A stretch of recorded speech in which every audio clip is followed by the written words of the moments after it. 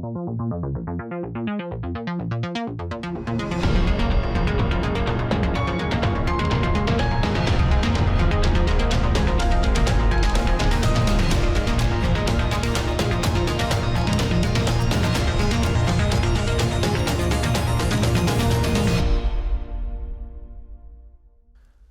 à tous, chers téléspectateurs de TV Liberté, et bienvenue dans ce numéro 478 d'Immédiat. Bonjour Jean-Yves. Bonjour Lucas. Aujourd'hui, dans l'image de la semaine, nous allons revenir sur le traitement médiatique de la mort de Saint Robert Badinter, l'hommage obligatoire. Le dossier du jour, quant à lui, sera consacré bien sûr à la censure de CNews par le Conseil d'État qui avait été saisi par Reporters sans frontières.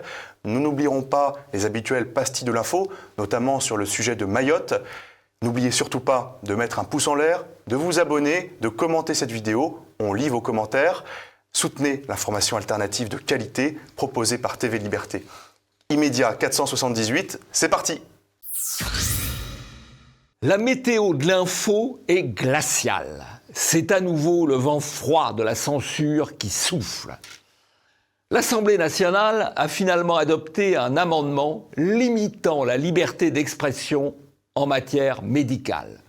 Plus de salut en dehors de la doxa du moment. Chez Pfizer, on a débouché le champagne.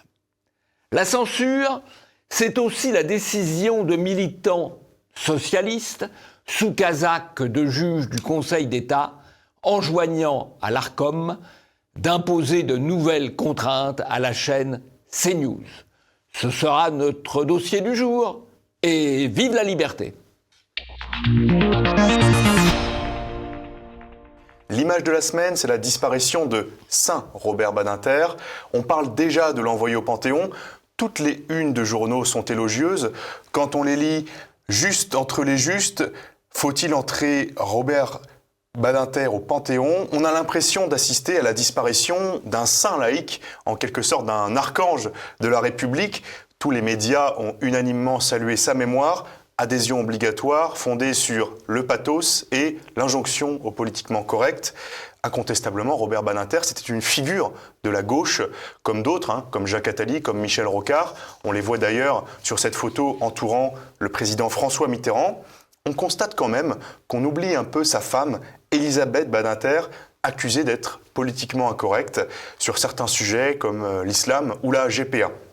Alors Jean-Yves, on peut présenter ses condoléances à la famille de Robert Badinter, bien entendu, mais est-ce que vous rendez vous aussi hommage à son action politique? Alors, c'était un homme de conviction, un homme de talent. Mais ses convictions et son talent ont contribué à détruire la France. À détruire la France, à mettre en cause la sécurité des Français. Qu'est-ce qu'il a fait, Robert Badinter ? Je résume, bien sûr, il a été ministre de la Justice de 81 à 86. Pendant cette période, il a déconstruit tout le système judiciaire. Non seulement il a supprimé la peine de mort, mais il n'a pas prévu de peine de substitution. Il a mis en place la culture de l'excuse. Il a mis en place un système pénal qui visait à rendre la prison de plus en plus difficile, de plus en plus rare, et c'est une des causes de la montée de l'insécurité, de 81 à 86. À partir de 86 et jusqu'en 95, il est président du Conseil constitutionnel. Et là, il joue un rôle considérable dans la censure par le Conseil constitutionnel de toutes les lois un tant soit peu restrictives sur l'immigration. Donc, il est responsable de l'explosion de l'immigration. Et comme l'immigration est une des causes de l'insécurité, eh bien, il est encore plus responsable de l'insécurité. Et quand je dis cela, là, je cite Saint Robert Badinter, puisque en avril 1980, il avait écrit au président de Légitime Défense en lui disant « C'est vrai, il y a une surdélinquance immigrée, en particulier d'origine nord-africaine et africaine. » Cette phrase est à mettre entre guillemets, c'est une phrase de Saint Robert Badinter. Donc, la situation actuelle que nous connaissons en termes d'immigration et en termes d'insécurité, eh bien, nous la devons très largement à Saint Robert Badinter. Il a quand même aboli la peine de mort. Alors, il a aboli la peine de mort. Alors, on dit, il a aboli la peine de mort, c'est formidable, il l'a fait contre la volonté des Français.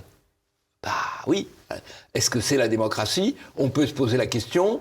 Ce qui est intéressant d'ailleurs, c'est que 40 ans après, malgré une propagande incessante, il y a à nouveau une majorité de Français favorable au rétablissement de la peine de mort, parce qu'en fait, ce qui s'est produit avec l'abolition de la peine de mort, c'est la destruction de l'échelle des peines et l'absence de dissuasion pénale face aux crimes ou aux délits, ou en tout cas une insuffisance dissuasion pénale face aux crimes et aux délits. Alors, vous l'avez rappelé, il a aboli la peine de mort alors qu'une majorité de Français était pour à l'époque, mais c'est aussi lui qui permet que les Français assurent le train de vie d'individus comme Salah Abdeslam, qui coûte, selon le journal L'Indépendant, 500 000 € par an à la France et aux Français. Donc, Badinter, c'était aussi celui qui est à l'origine du projet qui a permis aux détenus d'avoir le droit d'avoir des appartements privés et des relations sexuelles avec leurs admiratrices, comme Normal Lelandais, qui a eu un enfant en prison. Toujours est-il qu'il y a vraiment une dimension religieuse dans l'hommage qui est rendu à Saint-Robert Badinter. Il y a une inquisition aussi qui est là pour défendre sa sacralité. On ne peut pas critiquer Robert Badinter sous peine d'aller dans l'enfer de la République en quelque sorte. La dernière à en avoir fait les frais, c'est Marion Maréchal sur BFM TV. On regarde. Quand même le Rassemblement National, Marine Le Pen, Jordan Bardella rendent hommage à Robert Badinter, quand on sait son parcours, comment dire, de père déporté, raflé, combattant de l'abolition, grand avocat, vous dites au fond, comme son bilan ne nous convenait pas, on ne rend pas hommage à ce qu'il était. Est-ce que j'ai le droit de ne pas me retrouver dans son bilan? Est-ce que j'ai le droit de ne pas rendre hommage? Alors d'abord, chapeau à Marion Maréchal qui ose affronter, comme elle le fait assez souvent, il faut bien le dire, la doxa. Et alors, chapeau aussi au petit Benjamin Duhamel qui montre toute son intolérance. D'abord, il fait le chantage à la Shoah, et ensuite, quand Marion Maréchal lui demande « Est-ce que j'ai le droit ?», il dénègue « Non, non, non, vous n'avez pas le droit. Non, non, non, vous n'avez pas le droit. » C'est ce qu'on appelle le pluralisme chez BFM. Fabuleux. Séquence fabuleuse. Sous la pression du système qui est dur à supporter, on a même Marine Le Pen et Jordan Bardella qui ont été de leur hommage. Jean-Yves, on affirme aussi que Robert Badinter aurait dépénalisé l'homosexualité. Qu'en est-il réellement? Alors ça, c'est un mensonge parfait. L'homosexualité a été dépénalisée en France en 1791. Ça fait donc quand même 230 ans ou 240 ans. 230 ans. Et donc, qu'est-ce qu'a fait Robert Badinter? Il a simplement changé la loi au regard de la minorité sexuelle. C'est-à-dire qu'avant, on pouvait poursuivre un homosexuel qui détournait un mineur, qui entretenait des relations sexuelles avec un mineur. Et ça, il a changé la règle de la minorité sexuelle. Voilà. Mais l'homosexualité n'était pas pénalisée avant. Elle avait d'ailleurs tout à fait pignon sur rue. Même dans les années 50, l'un des plus grands chanteurs de l'époque, Charles Trenet, s'affichait avec un trans. Donc vous voyez, on n'a pas inventé quand même grand-chose. Et il n'y avait pas de pénalisation de l'homosexualité, contrairement à ce que tous les médias racontent dans une opération de désinformation parmi d'autres.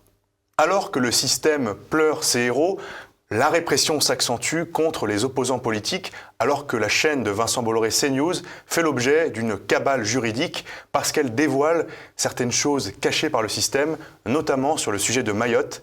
On regarde ça dans notre dossier du jour. Dans le dossier du jour, nous allons voir que contre CNews, il y a 3 acteurs principaux. Le Conseil d'État d'abord, l'Arcom et enfin Reporters sans frontières. Le Conseil d'État, alors que CNews est en passe de devenir la première chaîne d'infos de France devant BFM TV, le Conseil d'État tente de brider, on pourrait dire, la liberté d'expression. En effet, la haute juridiction a demandé à l'Arcom de mieux contrôler la chaîne et que le temps de parole des chroniqueurs de CNews soit comptabilisé comme du temps de parole politique. La question qu'on pourrait se poser, c'est est-ce que le Conseil d'État va demander aussi de comptabiliser le temps de parole de Léa Salamé, de Renaud Dely, de Patrick Cohen, de Salia Brachila?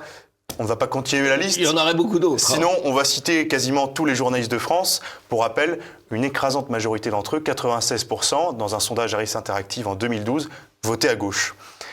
Jean-Yves, en préambule, qu'est-ce qu'on peut dire déjà sur le Conseil d'État ? Alors, le Conseil d'État, au fond, c'est une haute juridiction qui contrôle l'administration et qui conseille le gouvernement. Ça, c'est la définition gentillette. La réalité d'aujourd'hui, c'est que ce sont des militants socialistes sous casade de juges. Alors, je vais vous citer les 3 principaux personnages du Conseil d'État.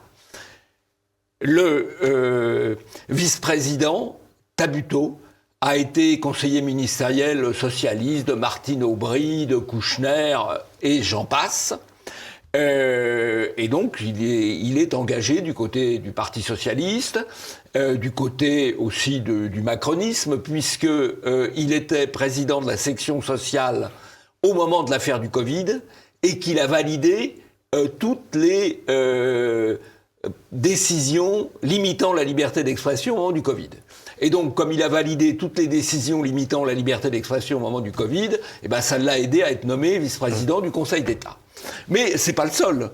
Le président de la section du contentieux, monsieur Chantepie, est aussi un militant socialiste, et c'est même un ancien de la bande à 2 coins. Il a aussi été conseiller ministériel de ministres socialistes comme Madame Royal. Le président de la section de l'intérieur, M. Thuot, est un militant immigrationniste. Donc c'est un petit monde parisien, politiquement engagé, très à gauche et très ouvert à tout ce qui est favorable à l'immigration et très fermé à tout ce qui est défense des libertés. Voilà, alors ce ne sont pas des sages, le Conseil d'État, ce sont des militants. Et il y a donc eu, au fond, en quelques mois, 2 coups d'État. Un coup d'État du Conseil constitutionnel qui a détruit la décision du législateur dans l'affaire de la loi sur l'immigration, et un coup d'État du Conseil d'État qui vise à imposer à l'Arcom de prendre un certain nombre de décisions contre une chaîne nommément désignée, à savoir CNews.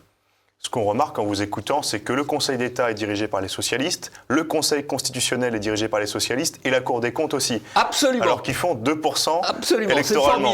C'est formidable. Ils ont toujours le pouvoir dans les faits. Ouais, ils ont toujours le pouvoir dans les faits. C'est une toute petite classe d'oligarques bourgeois habitant les quartiers les plus chics de Paris qui imposent leurs règles à l'ensemble du pays. Quand on lit la lettre de la décision du Conseil d'État, les juges se sont inquiétés du manque de diversité d'opinion exprimée sur CNews. Je les cite. « Il faut prendre en compte la diversité des courants de pensée et d'opinion représentés par l'ensemble des participants au programme diffusé, y compris les chroniqueurs, animateurs et invités, et pas uniquement le temps d'intervention des personnalités politiques. » Il serait amusant de voir comment cette diversité d'opinion va s'exprimer sur France Inter. Jean-Yves, est-ce que ça n'est pas quelque chose qui pourrait se retourner contre le système si on appliquait strictement cette diversité d'opinion ? Sur France 2, par exemple, Charlotte Dornelas pourrait remplacer Léa Salamé. Par exemple, ce serait formidable. Alors, simplement, les mêmes règles ne s'appliquent pas à tout le monde.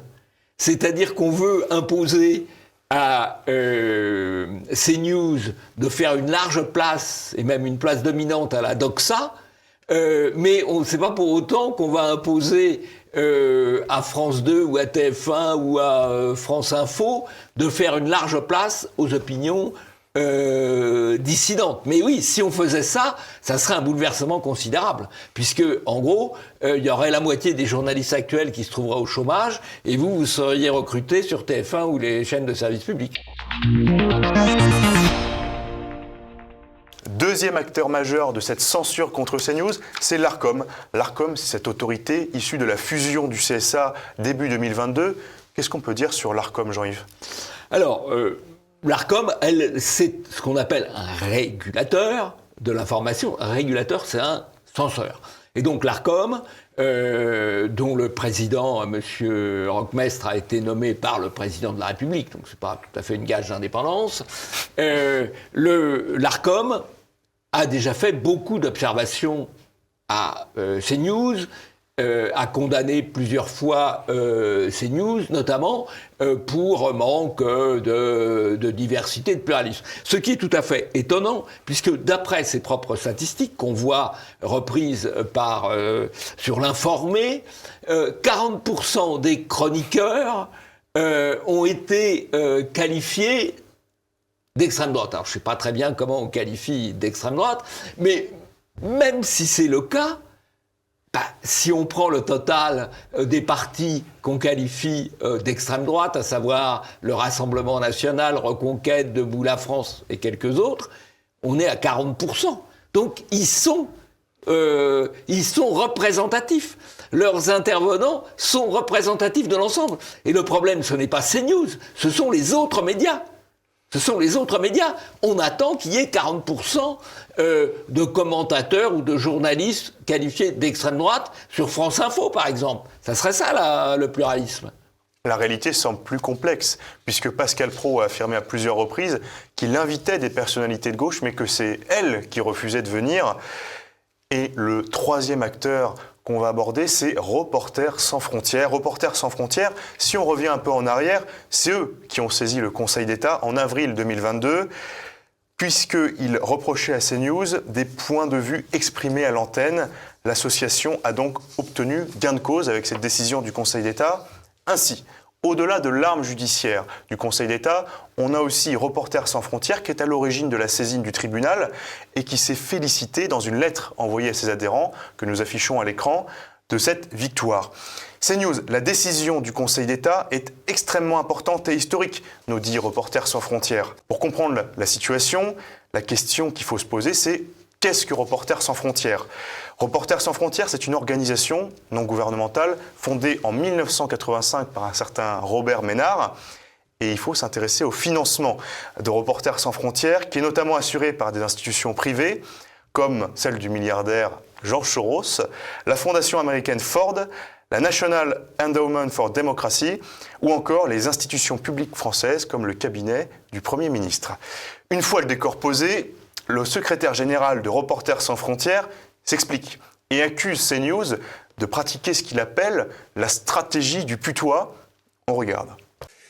Des rédactions où il y a eu à plusieurs reprises la stratégie du putois. On met quelqu'un qui fait fuir les journalistes, et avec des rédactions... laissez-moi terminer. Enfin, ce que vous dites, on n'est pas dans le ce que vous dites est absolument faux, pardonnez-moi. C'est même insultant. Non, mais ce que vous dites est faux et insultant. Jean-Yves, est-ce que cette offensive, ça n'est pas le signe que le système se soit un petit peu acculé et qu'il tente de censurer par un moyen qu'il a à sa disposition ? Oui, mais d'ailleurs, c'est pas uniquement français, hein.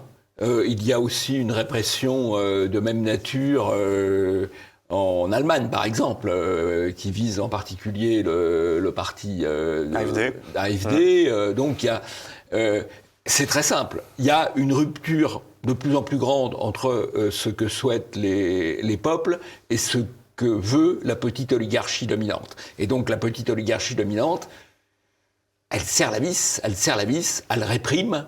Et évidemment, elle frappe la liberté de manifestation, elle frappe la liberté de réunion, elle frappe la liberté d'expression, et avec des moyens tout à fait importants, puisque là, vous l'avez vu, il y a l'association qui croule d'argent. Bon, c'est quand même un peu de l'argent sale, hein, c'est de l'argent d'influence. Bon, il y a... et puis, il y a l'appareil juridique ou pseudo-juridique qui est un appareil répressif. Voilà. Donc, effectivement, il y a une bagarre. Mais vous n'avez pas parlé de Bolloré. Est-ce que c'est pas lui qui est visé quand même derrière CNews ? Alors, si, certainement, puisque il a un ensemble de médias, dont beaucoup, pas tous, dont certains expriment une opinion dissidente. C'est le cas de CNews, c'est le cas d'Europe 1, c'est le cas du JDD, mais il a aussi des médias plus conformes. C'est le patron de Canal+. C'est le patron de Canal+. Finance le cinéma français. Et il y a un peu de tout dans Canal+, et il y a le financement du cinéma français, donc voilà. Et puis, alors, c'est vrai que Bolloré, on peut dire que Bolloré est un milliardaire et que Bolloré est un oligarque, oui, mais le patron de BFM, M. Drahi, c'est un oligarque. Le patron de TF1, M. Bouygues, c'est un oligarque, un milliardaire. Je pourrais multiplier les exemples. Il y a aussi M. Kretinsky qui contrôle un certain nombre de journaux. C'est aussi un oligarque milliardaire. Donc, simplement, Bolloré, il n'est pas tout à fait dans le même camp que les autres. Voilà. Et c'est en cela qu'il apporte précisément du pluralisme. Et c'est ce qu'on lui reproche. Alors, derrière les prétextes, pourquoi CNews est attaqué ? Peut-être parce qu'ils invitent des invités qui ne sont peu mis en avant, révèlent des faits qui sont cachés du grand public. Tel est le cas, par exemple, sur le sujet de Mayotte, avec Éric Techner et Livre Noir, qui expliquent que les migrants placés à Mayotte vont en fait venir en métropole, en France. Ce sont des faits qui étaient cachés. Et oui, le travail du directeur de Livre Noir, relayé par CNews, a par exemple permis de mettre en avant ces images d'avions qui décollent de Mayotte pour la métropole. Nous allons débunker tous ces éléments tout de suite dans les pastilles de l'info. Alors, juste peut-être une remarque. Effectivement, on reproche parfois à CNews de ne faire que du commentaire et pas de l'information brute. Et là, précisément, sur cette affaire de Mayotte, ils ont fait une information brute, ils ont donné une information brute dont les autres médias de la doxa n'ont pas parlé ou n'ont guère parlé. Donc, en l'occurrence, l'argument CNews ne fait pas d'information n'est pas exact, ou n'est pas toujours exact en tout cas. On fait le décryptage tout de suite dans les pastilles de l'info. Première pastille de l'info, c'est le décryptage de ce qui se passe à Mayotte avec l'envoi des migrants en métropole. Comme à son habitude, notre ministre de l'Intérieur, Gérald Darmanin, fait des annonces et joue avec la vérité en annonçant la fin du droit du sol. On regarde. Le président de la République m'a chargé de dire aux Mahorais que nous allons prendre une décision radicale qui est l'inscription de la fin du droit du sol à Mayotte dans une révision constitutionnelle que choisira le président de la République, c'est-à-dire qu'il ne sera plus possible de devenir français si on n'est pas soi-même enfant de parents français. Jean-Yves, est-ce que vous avez un commentaire à faire sur la mise en scène de Darmanin ? Ah bah, évidemment, c'est une mise en scène militaire, c'est une mise en scène martiale. Il y a beaucoup d'étoiles, hein ? J'en ai compté, je crois qu'il y en a 15. Il y en a 15. La femme en a 4. Il y a 2 généraux qui en ont 4. Il y en a un autre qui en a 2. Enfin, c'est une pluie d'étoiles. Et à côté, il y a le préfet en tenue estivale, en tenue coloniale, je voudrais dire. Attention, hein. Mais attention, bon. Mais il y a 15 étoiles. Simplement, mais elles servent à quoi, ces étoiles ? Elles servent à quoi ? Les étoiles, elles pourraient être utiles s'il y avait un blocus maritime qui protégeait l'île de Mayotte de l'invasion. Voilà, il y a une flotte française, c'est là qu'elle devrait être.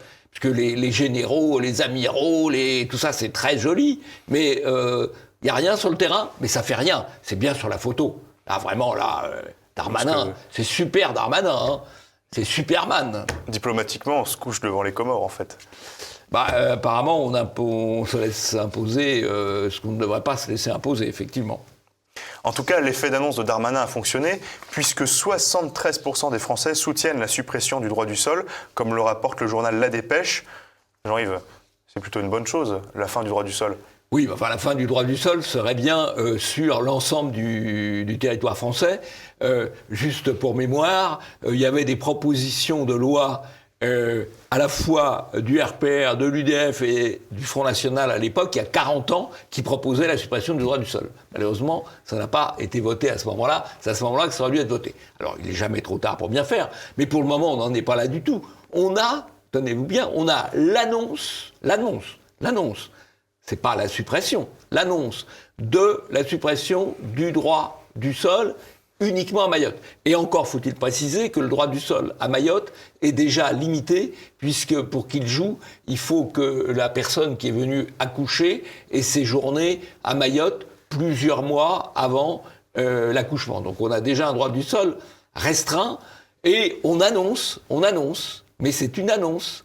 C'est le rideau de fumée qui permet de cacher que dans le même temps, on va supprimer le visa territorial pour Mayotte. Parce que qu'est-ce qui se passe aujourd'hui ? Les gens qui arrivés à Mayotte, les étrangers, des Comores, d'Afrique de l'Est, qui obtiennent un visa à Mayotte, obtiennent un visa territorial qui leur permet de séjourner à Mayotte, mais non pas sur le reste du territoire français.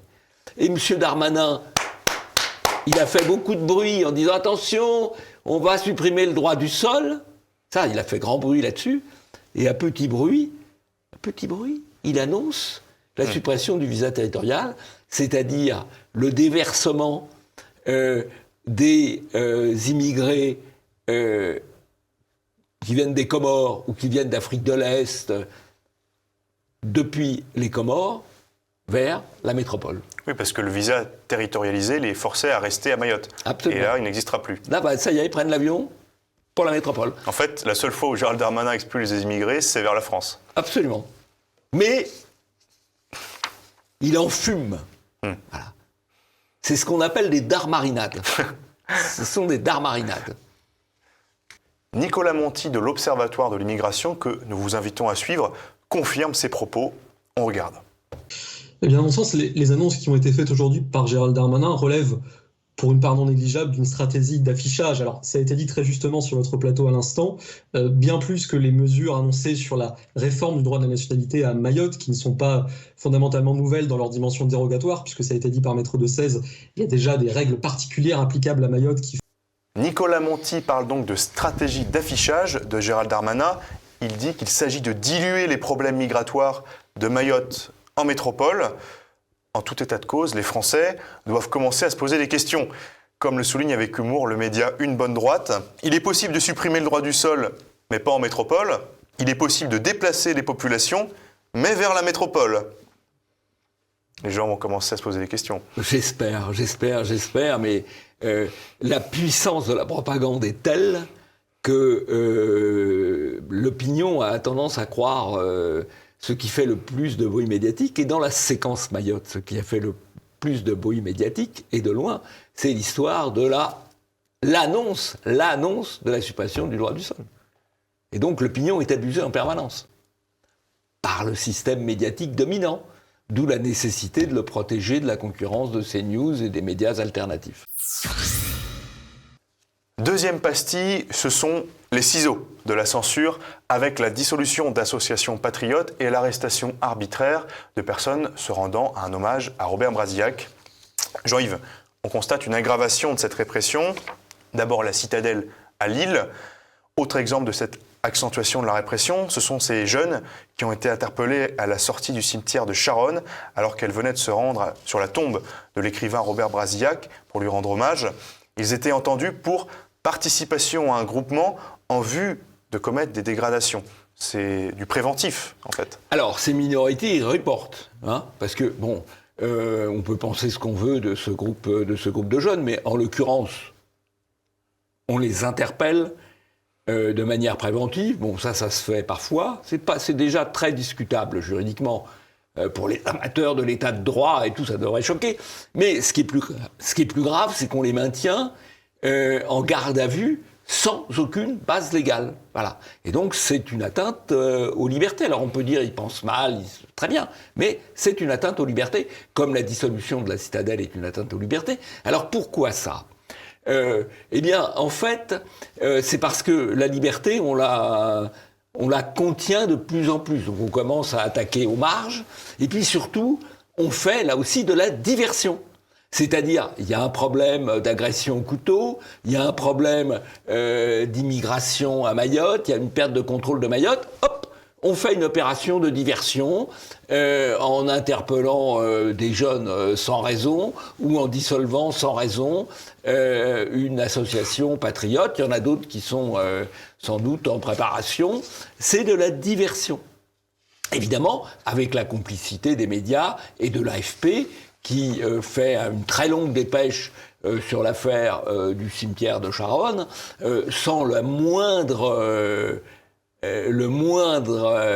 moindre analyse critique ou juridique de l'opération. Il faut peut-être préciser que ces individus étaient quand même fichés S pour la plupart. Oui, bien sûr, mais écoutez, des fichiers S, il y en a une dizaine de milliers de fichiers S islamistes. C'est rare qu'on en interpelle 40. Ce que les gens ne savent pas forcément, c'est que la fiche S ne concerne pas que les islamistes. Non, bien sûr. Mais les militants politiques radicaux. Oui. Troisième pastille de l'info, c'est l'international, l'actualité médiatique internationale, avec cette interview de Poutine par le journaliste américain Tucker Carlson, un proche de Donald Trump potentiellement. Certains disent qu'il pourrait être son numéro 2. Alors Jean-Yves, c'est assez révélateur de la guerre de l'information, du soft power et de la communication médiatique. Pour l'instant, la Russie semble avoir pris légèrement l'avantage en ayant cet individu, ce journaliste qui est très connu, interviewant Poutine. C'est pourquoi certains généraux français disent vertement qu'il faut propager des fake news contre la Russie. On regarde. Pour contrer ce narratif-là, il va falloir qu'on apprenne à avoir nos propres narratifs et à les imposer également, je dirais, un petit peu au monde. Et y compris même, je veux dire, il faut les infester avec des fake news, etc. Vous êtes pour une contre-guerre hybride. Alors, ce brave général dit une réalité, c'est qu'il y a une guerre de l'information. Il y a une guerre de l'information qui est livrée massivement dans les médias occidentaux contre Poutine. Et Poutine a repris un peu la main avec ce long interview de 2 heures, assez profond, objectivement, et qui a eu, je crois, plus de 200 millions de vues de par le monde. Donc il y a un certain impact. Mais voilà, c'est ce qui permet, au fond, d'accéder à un autre point de vue que le point de vue répandu dans les médias de l'oligarchie occidentale. Je pense que quand on veut comprendre une situation, il faut connaître les différents points de vue et il faut aussi connaître le point de vue de son adversaire. Voilà, Poutine l'a exprimé. Je pense que ça nourrit utilement le débat public. Ça ne veut pas dire qu'il ait raison. Notamment, il donne sa version de l'histoire de la Russie par rapport à l'Ukraine, qu'on peut tout à fait contester. Hein. Mais c'est important d'avoir un autre point de vue. Voilà. On peut se fabriquer son opinion à partir d'une diversité de points de vue et pas uniquement à partir des fake news, du narratif, comme dit ce brave général. Il faut qu'on ait notre propre narratif, même par des fake news, c'est charmant. Du côté des États-Unis, la victoire de Trump semble de plus en plus probable. Et comme le rapporte le JDT, le candidat républicain Donald Trump déclare sur son adversaire Biden « Je ne suis pas sûr qu'il sache qu'il est vivant ». Dans ce contexte, certaines voix démocrates s'élèvent, bien sûr, pour remplacer Biden, notamment Kamala Harris, la vice-présidente, qui se dit prête à servir son pays. Vous avez des pronostics, vous ? Michelle Obama, Kamala Harris ? Non, honnêtement, je n'ai pas de pronostic sur l'élection américaine. Ça me paraît difficile que Biden puisse continuer à entrer en campagne dans l'État où ce malheureux se trouve. La logique institutionnelle, si les États-Unis respectaient leur propre logique, ils constateraient que Biden n'est plus en mesure d'exercer le pouvoir mentalement. Et dans ces conditions, la Constitution est tout à fait claire.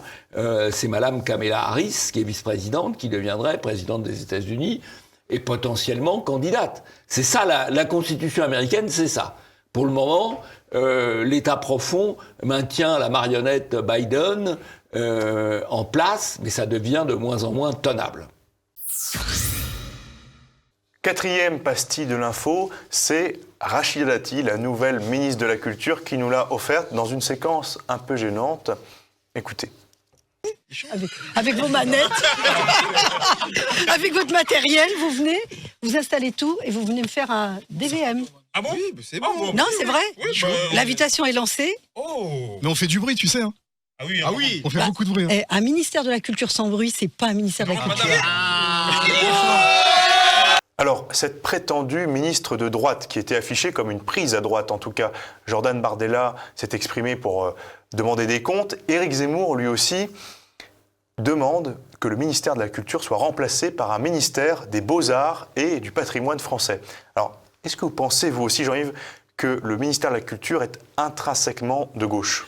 Je ne sais pas s'il est intrinsèquement de gauche, mais il subventionne massivement et exclusivement la gauche et l'art dit contemporain au détriment du patrimoine et des beaux-arts. Donc il y a effectivement un véritable problème avec la soumission du monde de la culture à la gauche ou à l'extrême gauche. J'en veux un exemple récent, le théâtre du Gymnase qui accueillait depuis 8 ans la cérémonie des Bobards d'Or est en train de se décommander au motif que la gauche lui a dit « Attention, vous êtes un théâtre subventionné, si vous continuez d'accueillir des manifestations politiquement incorrectes, nous allons vous supprimer les subventions. » Voilà, c'est ça la dictature de la gauche sur la culture, et ça c'est évidemment très condamnable. Je précise que les bobards auront bien lieu dans un lieu que nous préciserons le moment venu, le 5 mars, mais dans un lieu physique, dans un lieu réel, à Paris. Voilà, mais voilà, donc on peut rester mobilisé pour le 5 mars, mais ça ne sera pas, sans doute pas, en tout cas, sauf si le théâtre du gymnase revenait sur sa décision, au théâtre du gymnase, parce que la culture, c'est le monopole de la gauche, pour le moment. Dernière pastille de l'info, c'est ce stage de drag queen pour des enfants de 11 ans qui a été annulé sous la pression des parents d'élèves. En Gironde, en effet, un stage pour les enfants avec des drag queens a suscité la polémique. L'association des parents vigilants, associée au parti Reconquête, s'en est notamment émue. On regarde le sujet sur CNews. Apprendre à marcher avec des talons, se maquiller et créer son personnage de drag queen. Ce stage pour les enfants de 11 à 15 ans est proposé par la MJC de Mérignac. L'association des parents vigilants de la Gironde dénonce un spectacle, je cite, qui questionne les enfants sur leur genre. Finalement, le stage a dû être annulé sous la pression des parents d'élèves. Jean-Yves, est-ce que vous auriez aimé, vous, que vos petits-enfants aient à ce stage ? Non, pas particulièrement. Et je trouve très bien que les parents se mobilisent aussi. Il ne faut pas toujours rester à subir. Et voyez-vous, là, CNews donne de l'information, puisqu'il apporte l'information que ce stage a été annulé à la demande des parents ou d'un certain nombre de parents. Ben voilà, ça c'est de l'information. Hein, je dis ça pour Monsieur Tabuteau du Conseil d'État ou Monsieur Roquemestre de l'Arcom. Voir Monsieur Deloire de Reporters sans frontières. C'est de l'information. On arrive déjà au terme de ce numéro 478 d'Immédiat. Merci à tous pour votre fidélité. Merci Jean-Yves. Et n'oubliez pas de regarder le portrait piquant de Pascal Praud. Tout à fait, on peut rendre hommage à Pascal Praud qui apporte un petit peu de diversité d'opinion. C'est parti pour le portrait piquant, mais n'oubliez surtout pas de laisser un pouce en l'air, de commenter et de vous abonner, de vous réabonner à la chaîne de TV Liberté. Claude Cholet, le portrait piquant de Pascal Praud. Aujourd'hui, parlons du journaliste qui fait monter les audiences. J'ai nommé Pascal Praud. Pascal Praud est un pur produit nantais. Né en 1964, il y passe son enfance et se prend d'amour pour le football et le FC Nantes. Devenu une vedette des médias, Pascal Praud profite d'un climat politique troublé et d'une censure grandissante pour faire grimper allègrement les audiences, aussi bien sur CNews que sur Europe 1. Il y restera une vingtaine d'années.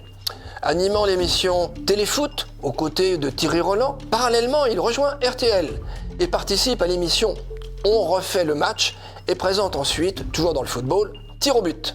En janvier 2008, il quitte le monde du journalisme pour devenir directeur général du Football Club de Nantes où il restera 2 ans.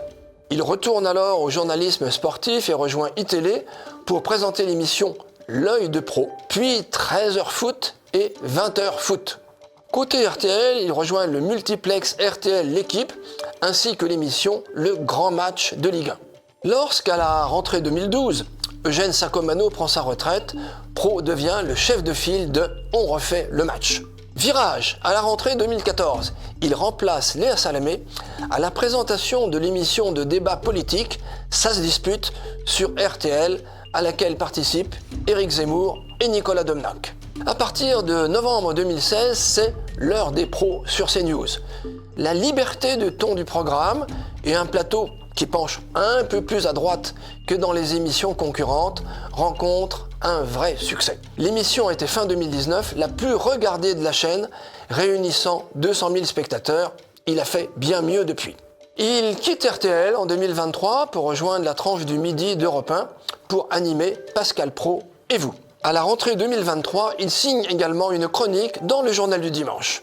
Il est attaqué dans Le Parisien du 21 mars 2020 par Claude Askolovitch, je cite. « C'est un homme cultivé, sympathique, mais par cynisme ou gloriole ou par conviction idéologique, il organise le pire du cirque médiatique. » Fin de citation.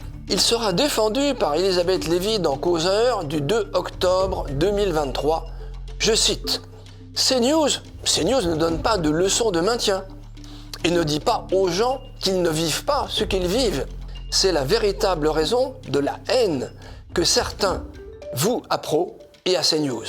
Remettre en cause le magistère moral que la gauche culturelle s'était indûment auto-décerné. Fin de citation. Mais la principale raison de son impopularité relative est sans doute son succès à la rentrée 2023. Son émission L'heure des pros 2 connaît un écho grandissant et rassemble ainsi plus de 900 000 spectateurs le 10 octobre 2022, atteignant une audience de 4,4% et dépassant très largement Laurent Ruquier sur BFM TV à la même heure. Insupportable pour le petit monde libéral libertaire, et disons-le aussi, un peu rassurant.